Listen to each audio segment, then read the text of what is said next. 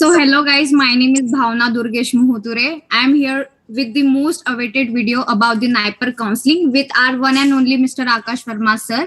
He is the founder of the Pharma Minds, also qualified GPAD and NIPER in 2021 and currently pursuing pharmaceutical management from the NIPER Mohali. So I welcome you Akash sir. Thank you so much, Pavna, for a beautiful introduction. And this interaction of me with Bhavna will help a lot of students. So, yeah, let's start. तो जैसे मैं आज बहुत सारे students को represent कर रही हूँ जिन्होंने जस्ट नाइपर क्वालिफाई किया है और वो इंटरेस्टेड है नाइपर कॉलेज जाने में, तो मैं उनके बिहाफ पे कुछ क्वेश्चन पूछूंगी आपसे। तो मेरा फर्स्ट क्वेश्चन आपसे ये है कि इस साल का आपका नाइपर का एक्सपीरियंस कैसा रहा है? जैसे आपने 2021 में नाइपर दी थी, तो इस साल का एक्सपीरियंस आपका कैसा रहा है? मैं सच्ची बताऊं तो जीपैट जैसा गया था तो उतनी एक्सपेक्टेशन नहीं थी कि नाइपर इजी आएगा, क्योंकि इस साल हर चीज़ अनएक्सपेक्टेड हुई है। लेकिन जैसे बच्चे करके आए पेपर तो लगा यार पेपर बहुत इजी था। मतलब जो कोई आ रहा था सब बोल रहे कि पेपर बहुत इजी था, तो वो सुन के काफ़ी अच्छा लगा था।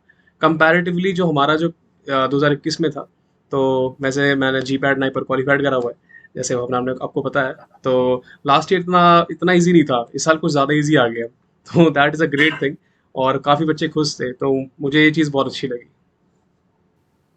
वो तो मैं खुद बोल सकती हूँ, जब मैं पेपर देके निकली तो मैं एकदम उछलते कूदते आई हूँ, तो वो चीज मैं बोल सकती हूँ कि तो बहुत इजी पेपर था। नेक्स्ट, अभी जीपैड हो गया, उसके बाद हमने नाइपर दे दिया। नाइपर देने के बाद हमारा ड्रीम होता है कि हमको नाइपर कॉलेज में जाना है, तो उसके लिए अब हमें एडमिशन प्रोसीजर करनी पड़ेगी और हमें काउंसलिंग करना पड़ेगा, जिसके वजह से स्टूडेंट के मन में बहुत सारे डाउट्स आते हैं और वो लोग मतलब क्वेरी में रहते हैं कि हम कैसे, क्या प्रोसीजर होगी, हमें क्या करना है। तो सबसे पहला मेन पॉइंट ये आ जाता है कि इंपॉर्टेंट डेट्स कौन सी है जो हमें नाइपर हैदराबाद ने प्रोवाइड की है for the counselling. Okay okay, तो आपका एग्ज़ाम अभी पहली बात तो हो चुका है। जैसे कि सबसे इम्पोर्टेंट तो वही था कि एग्ज़ाम हो जाए, क्योंकि हर बार डिले हो रहा था। ठीक है, तो अभी जो सबसे इम्पोर्टेंट डेट है एक नाइपर एस्पायरेंट के लिए, वो है 11 तारीख। 11 तारीख को आपकी काउंसलिंग स्टार्ट हो जाएगी, और उससे पहले 3-4 दिन पहले आपको नोटिफिकेशन आ जाएगा। आई होप कि एक हफ्ते पहले आ जाए, ताकि आप प्री प्रिपेयर रहें उस चीज़ के लिए। I hope so. लेकिन 3-4 दिन पहले आता है, तो अभी के लिए 11 तारीख बहुत ही अवेटेड डेट है। और 11 से 14 आपकी काउंसलिंग चलेगी, और उसके बाद मैं आपको बताता हूँ कि काउंसलिंग चलने वाली 3-4 बार, 3-4 राउंड्स होंगे। तो लंबा चलने वाला है गेम, तो तैयार रहना सब। तो अब हो गया है डेट्स का। हाँ अगर रिजल्ट आ जाता है तब तक हमें अश्योरिटी हो जाती है कि हमें एडमिशन तो मिल जाएगा, पर बहुत सारे लोगों का ऐसा होता है कि डॉक्यूमेंट्स की वजह से रिजल्ट अटक जाता है। तो यहाँ पे डॉक्यूमेंट्स भी बहुत इंपॉर्टेंट रोल प्ले करती है, तो हमें कुछ डॉक्यूमेंट्स के बारे में बताइए कि कौन से इंपॉर्टेंट है और कौन से मैंडेटरी हमारे पास होने ही चाहिए। ओके ओके, तो बेसिकली ये सारा डेटा आपका मास्टर्स के ब्रोशर पे रहता है, और वही मैंने आपके लिए निकाला है। मैं आपके लिए एक बार रीड कर देता हूँ और एक्सप्लेन कर देता हूँ कि जहाँ जहाँ कन्फ्यूजन्स क्रिएट होती हैं। ओके, तो सबसे पहला जो आपका ज़रूरी है मैट्रिकुलेशन सर्टिफिकेट, मतलब आपका 10th का सर्टिफिकेट, जहाँ पर आपका नेम और आपका एज का प्रूफ दिया हो, वो काफ़ी इंपॉर्टेंट है। 10th और 12th का साथ ले जाना। ठीक है, नेक्स्ट आता है मार्कशीट्स। ना इस चीज़ पे बहुत लोगों का डाउट होता है कि मार्कशीट्स कैसे हम लोग करेंगे, क्योंकि हमारा तो अभी हुआ नहीं है।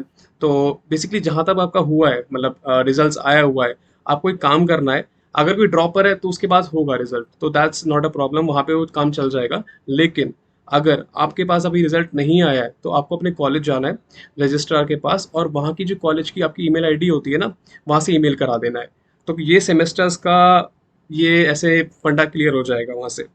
उसके बाद आपका जीपैट का स्कोर कार्ड, अगर आप गेट से क्वालिफाई हुए हो या अगर नेट से हुए हो, या फिर आप किसी 3 एग्जाम्स होते हैं बेसिकली, गेट, जीपैट और नेट। ठीक है, मेजरली स्टूडेंट्स फार्मेसी वाले जो है वो जीपैट के थ्रू जाते हैं। तो अपना स्कोर कार्ड जो है उसका स्क्रीनशॉट लेके रखना। चौथी चीज़ बहुत इंपॉर्टेंट है, that is certificate of reservation. Now certificate of reservation general हो तो कोई ज़रूरत नहीं है, लेकिन अगर EWS, OBC, SC ST तो उसमें चाहिए रहेगा आपको। और इसके अंदर मैं एक बहुत इंपॉर्टेंट डाउट क्लियर कर देता हूँ। जैसे अगर आप OBC कैटेगरी को बिलोंग करते हैं, तो उसके अंदर 2 लेयर्स होती हैं, creamy layer, non creamy layer. Non creamy layer का मतलब होता है कि जो मेरी एनुअल सैलरी है मेरी फैमिली की, वो 8 लाख रुपए से कम है। एक एग्जाम्पल दे रहा हूँ, ठीक है। तो एक पर्टिकुलर एक लिमिट होती है, अगर उससे आपकी सैलरी कम है तो आप नॉन क्रीमी लेयर में गिने जाते हो। और जब भी हम किसी यूनिवर्सिटी में एडमिशन लेते हैं, वहाँ पे OBC NCL काउंट होता है, ना कि CL।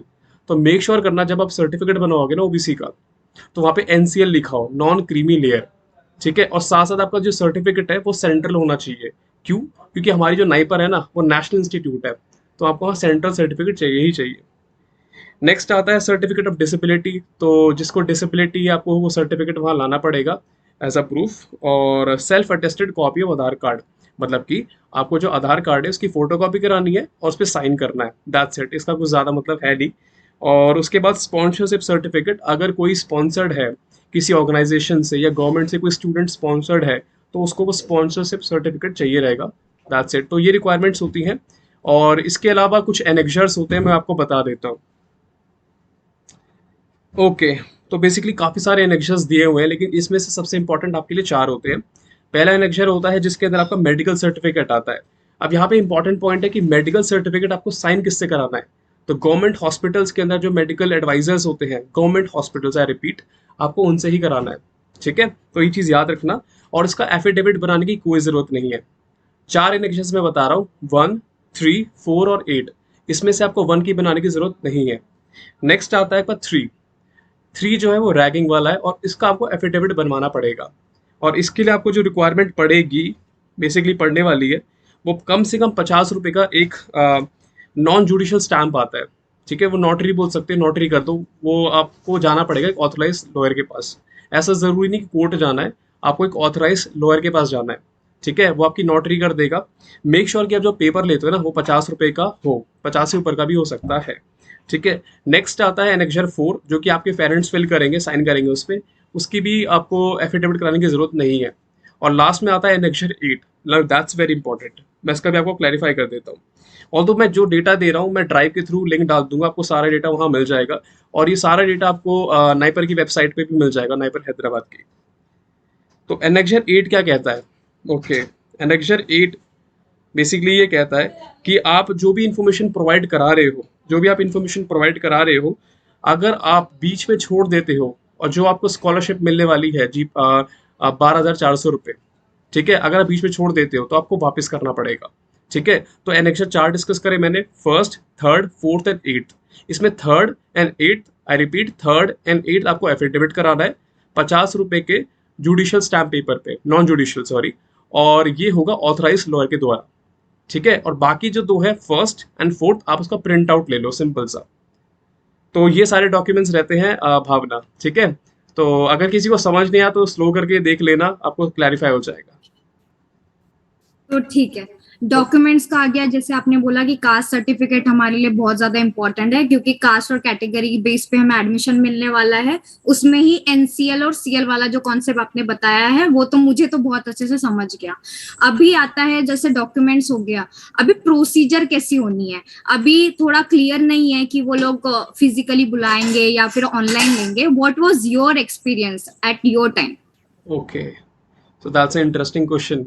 तो हमारे टाइम पे कोविड का कहर था, तो ऑनलाइन ही था ज़्यादातर चीज़ें। और जितना मुझे लग रहा है इस बार भी ऑनलाइन ही होगा, 10% चांस है फिजिकल के। तो होगा ऐसा कि जब आपकी 11 तारीख को काउंसलिंग होगी, तो उससे 3-4 दिन पहले आपको नोटिफिकेशन आ जाएगा कि आपको कौन कौन से डॉक्यूमेंट्स चाहिए, और क्या वो काउंसलिंग ऑनलाइन होगी या ऑफलाइन। 90% ऑनलाइन ही होने वाली है गाइस, और मेरे टाइम भी ऑनलाइन ही हुई थी। घर बैठ के आराम से काउंसलिंग करो और बिंदास करो, मतलब ऑनलाइन ही होने वाली है जैसा अभी लग रहा है फिलहाल इस समय के लिए। ऑनलाइन के जैसे बोला गया है कि जब एमबीए का भी जीडी और पीआई वगैरह होता है, वो भी उन्होंने मेंशन किया है कि वो सिर्फ एग्जाम के बेसिस पे होगा। तो वही हम लेके चल रहे हैं कि अभी फिलहाल तो ऑनलाइन हो सकता है। तो अभी हमारा डॉक्यूमेंट्स का हो गया, सब हो गया, हमें अभी एडमिशन लेनी है। तो एडमिशन लेते वक्त हमारा सबसे एक मेन क्वेश्चन होता है कि फीस कितनी लगेगी, किसको स्टाइफन मिलेगा, किसको नहीं मिलेगा, किसका टोटल कितना जाएगा। ये इसलिए आप हमें फीस के स्ट्रक्चर के बारे में थोड़ा बता दीजिए। ओके ओके, तो मेरे पास उसका भी डेटा है, तो मैं आपको बता देता हूँ। ओके, एमएस, एम फार्म और आपका जो एम टेक रहता है उनकी फ़ीस अलग होती है, और एमबी वालों की अलग होती है, ठीक है। फ़ीस की जो पेमेंट होती है, पहली सेमेस्टर्स की फ़ीस, चाहे वो एम फार्म हो, चाहे वो एम टेक हो, चाहे वो एमएस हो, और चाहे वो एमबी हो, सबकी ज़्यादा होती है। और बाकी जो सब्सिक्वेंट, मतलब आने वाले जो सेमेस्टर्स होते हैं, उनकी कम हो जाती है। तो मैं आपको फिगर दे देता हूँ, और तो ये सारी इन्फॉर्मेशन गाइस रहेगी, आपको एग्जैक्ट फिगर वहाँ से मिल जाएंगे। तो पहले सेमेस्टर अगर आप एमएस करना चाहते हैं, अगर आप एमफार्म करना चाहते हैं, तो उस केस में आपकी फीस रहेगी 96,202 रुपीज़, और सब्सिक्वेंट सेमेस्टर्स में आपकी फीस रहेगी 48,478। ये मैंने बताया एम फार्म, एम टेक का और एमएस का। कमिंग टू एमबीए जो कि मैं कर रहा हूँ, तो एमबीए के अंदर है आपकी जो फीस है वो है 1,62,504। मतलब पहले ये सेमेस्टर में आप जब ज्वाइन करोगे आपको ये फीस देनी है, और उसके बाद हर सेमेस्टर में आपको 1,14,780 रुपीज़ देना है। तो पहले सेमेस्टर में कुल मिला के ज़्यादा फीस देनी होती है, और बाद के जो सेमेस्टर्स है उनमें कम हो जाता है। ठीक है। और मैं इसमें स्टाइपेंड का बताऊं भावना, तो स्टाइपेंड का ये होता है गाइस कि जो एमएस वाले होते हैं और एमटेक वाले होते हैं और आपके एमफार्म वाले होते हैं, स्टाइपेंड आता है 12,400 रुपये, क्योंकि आपने जी पैट क्वालिफाई करा। ठीक है। अब वैसे तो एमबीए वालों का होना चाहिए, लेकिन नहीं होता है। ठीक है। तो एमबीए के अंदर क्या होता है, जो टॉप 3 स्टूडेंट्स होते हैं सेमेस्टर स्कोर्स के बेस पे, उनको ही स्टाइपेंड मिलता है। सपोज मेरी क्लास में 50 बच्चे हैं, ठीक है, और जो टॉप 3 के बच्चे हैं, जो रैंक मतलब जिनके सबसे ज़्यादा मार्क्स आए हैं, उनको स्टाइपेंड मिलेगी, बाकी को नहीं मिलेगा। ठीक है। लेकिन एमएस, एमफार्म, एमटेक में सबको मिलता है स्टाइपेंड। तो ये चीज़ है स्टाइपेंड के रिगार्डिंग, और फीस के रिगार्डिंग जैसे मैंने बताया। ओके, अब फीस हो गई, हमें स्टाइफन भी मिल गया। अब मोस्ट ऑफ दी लोगों का क्वेश्चन है कि हम अगर फॉर्म भर रहे हैं तो हमें कौन से रैंक पे कौन सा कॉलेज और कौन सी ब्रांच लेनी चाहिए या मिल सकती है। Okay okay, that's very complex question, और ये काफ़ी ज़्यादा स्टूडेंट्स का डाउट होता है। लाइक अभी मैं बताऊँ, मुझे 2 दिन के अंदर कम से कम 200-250 मैसेज आ गए। ठीक है। और मैंने लगभग आप लोगों को रिप्लाई कर दिया है। जिसका रिप्लाई नहीं मिला होगा मैं कर दूंगा गाइस। ठीक है। नाउ अभी मैं बताता हूँ आपको ये चीज़ कि अगर आप 300 रैंक के अंडर हो, 300 रैंक के अंडर हो, आप एक्सपेक्ट कर सकते हो कि आपको मोहाली में कोर ब्रांच मिल सकती है, जनरल कैटेगरी। मैं स्पेसिफिक नहीं जाऊंगा ओबीसी, एससी, एसटी, क्योंकि वो बहुत लंबी लिस्ट बन जाएगी, लेकिन मैं जनरल कैटेगरी के हिसाब से आपको बताने वाला हूँ। तो 300, अगर 300 रैंक है तो आपको मोहाली आराम से मिल सकता है। अगर आपकी रैंक 500 के अंडर है तो हैदराबाद, 600 अहमदाबाद, और उसके बाद रायबरेली, गुवाहाटी 800, 900, और हाजीपुर 1000-1200 तक जाता है। तो ये रैंक्स रहती है। अब इसके अंडर क्या है कि 2 टाइप के सब्जेक्ट्स होते हैं, एक तो होता है कोर, एक होता है नॉन कोर। तो बच्चों के अंदर कोर की बड़ी डिमांड है। ठीक है। और नॉन कोर की डिमांड है, लेकिन कंपैरेटिवली कम है। तो बच्चे क्या करते हैं, कोर के लिए पूछते हैं, तो मैं उसके लिए भी बता देता हूँ। अगर आप मोहाली में जाना चाहते हो, आपको अच्छी खासी ब्रांच चाहिए, जैसे कि सूटेक्स, एनालिसिस, कोलोजी, या फिर मेडिसिन केमिस्ट्री, तो आपकी रैंक होनी चाहिए 150। अब ये फिक्स नहीं है गाइस, मैं आपको बता देता हूँ, ये वेरी करता है। अब हर साल डिपेंड करता है ना कि कितने बच्चे सूटेक्स चाहते हैं। अब इस साल का ट्रेंड है बच्चे एमबीए करना चाहते हैं। ठीक है। तो ये फ्लक्चुएट करता है। अब मैंने आपको जनरल बेसिस पे बताया है, तो ये सारी चीज़ें होती है। ठीक है। रैंक्स अगर आप 300 रैंक आपकी आई है, ठीक है, तो आप एक्सपेक्ट कर सकते हो कि हाँ आपको मोहाली मिल जाना चाहिए। बाकी तो किस्मत पे काफ़ी कुछ डिपेंड करता है। तो काउंसलिंग बहुत अच्छे से करने का है, और अगर आपकी 350 रैंक भी है और अगर आपने प्रेफरेंस सही भरी है, तो आपको बहुत हेल्प होने वाली है। ठीक है। अ, जो बोला है आकाश सर ने कि इस बार मोस्ट ऑफ द स्टूडेंट्स को एमबीए करना है, तो या I am one of them. Anyways, एक क्वेश्चन होता है कैटेगरी का, जो जनरल कैटेगरी के होते हैं और उन्होंने ईडब्ल्यूएस में बिलोंग करते हैं वो लोग। पर अगर ईडब्ल्यूएस का सीट भर जाता है तो उनका जनरल ये क्वेश्चन रहता है कि हम ओपन या जनरल कैटेगरी में ले सकते हैं, हम वहां पे शिफ्ट होते हैं या नहीं होते हैं। ओके ओके, तो मेरे फ्रेंड के साथ भी सेम प्रॉब्लम थी, और वो ईडब्ल्यूएस को बिलोंग करता था, तो लेकिन सीट्स ओवर हो गई थी, तो उसके बाद वो डायरेक्टली जनरल के अंदर आ गया था। तो बाई चांस अगर आपको ईडब्ल्यूएस से नहीं मिल रहा है, तो आप ओपन में काउंट हो जाओगे। तो ये सब हमारा कैटेगरी वाइज हमने सब डिस्कस कर ही लिया है। अब मेन चीज आता है, जब हम प्रेफरेंस भरते हैं तो हमें तब कॉलेज को प्रिफर करना चाहिए। जैसे कोई होता है कि जिसको सिर्फ नाइपर मोहाली ही चाहिए, तो वो लोग कोर नॉन कोर दोनों पे जाते हैं। और कुछ लोगों का होता है कि मुझे कोर ब्रांच चाहिए, सिर्फ सुटिक्स चाहिए, अगर मोहाली में नहीं मिल रहा है तो मैं हैदराबाद में ले लूंगा, अहमदाबाद में ले लूंगा। तो हमें प्रेफरेंस किस हिसाब से डालने चाहिए। ओके, तो देखो प्रेफ़रेंस के केस में मैं आपको 3 तरीके बताता हूँ, आप 3 तरीके से प्रेफ़रेंस भर सकते हो, ठीक है?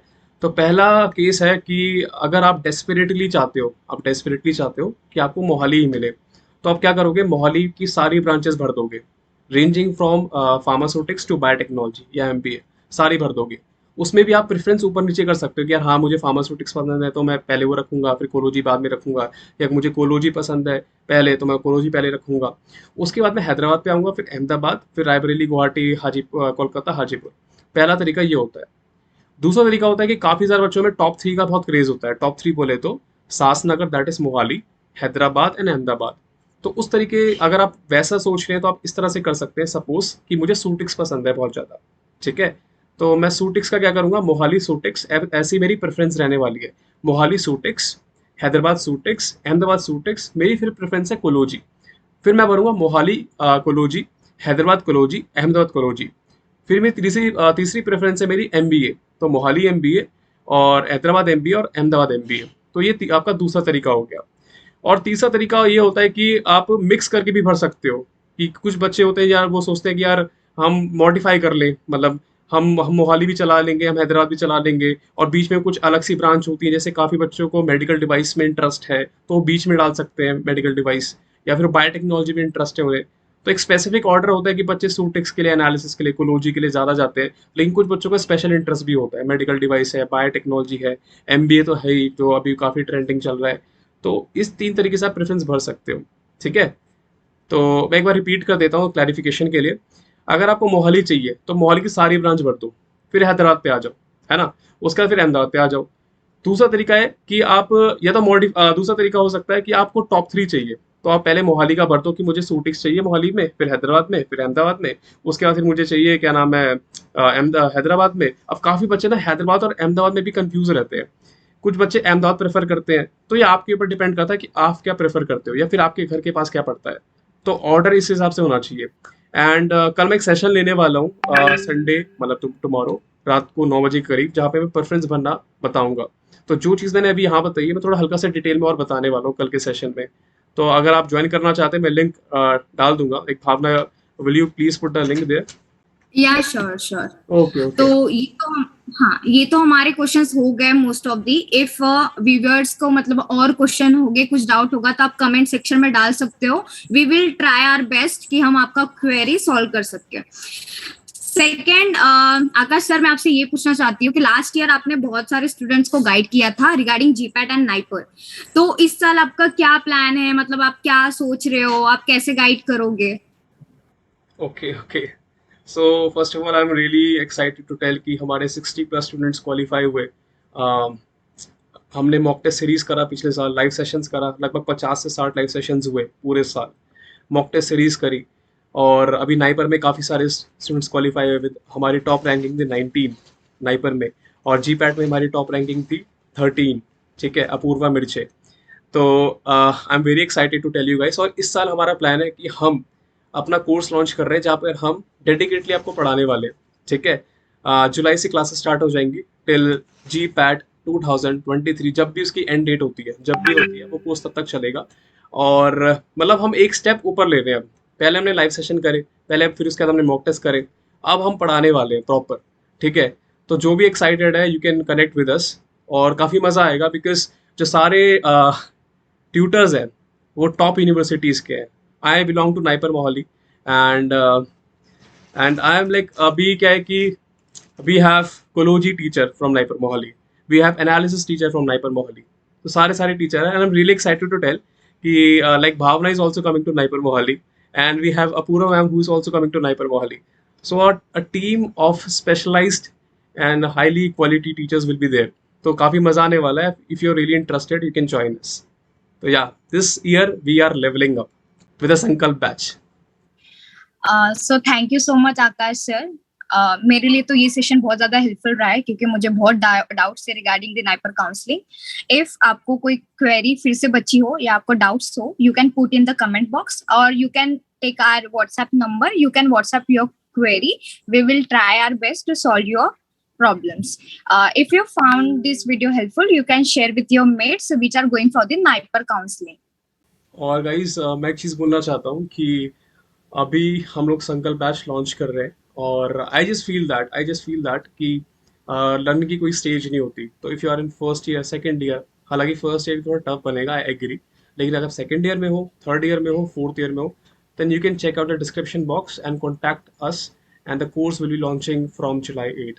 So we welcome you, and course में बड़ा मज़ा आने वाला है, as I told earlier कि सारे आपको रैंकर्स पढ़ाने वाले हैं। If you found this video helpful, please like and subscribe our channel, or if you have any query, you can put in the comment box. Thank you. अगर आप संकल्प batch में इंटरेस्टेड है तो you can join by the link which is given in the description. और अगर आपको ये वीडियो पसंद आई है तो प्लीज लाइक, रुको रुको रुको शेयर रुको एंड रुको, तुम एक काम करो, तुम नाइपर का डॉक्यूमेंटेशन तैयार करो, ये मैं कर लेता हूँ। तो गाइज अगर आपको ये वीडियो अच्छी लगी हो तो प्लीज लाइक करना, सब्सक्राइब करना, वील बी वेरी प्लीज्ड, और शेयर तो जरूरी करना। Thank you.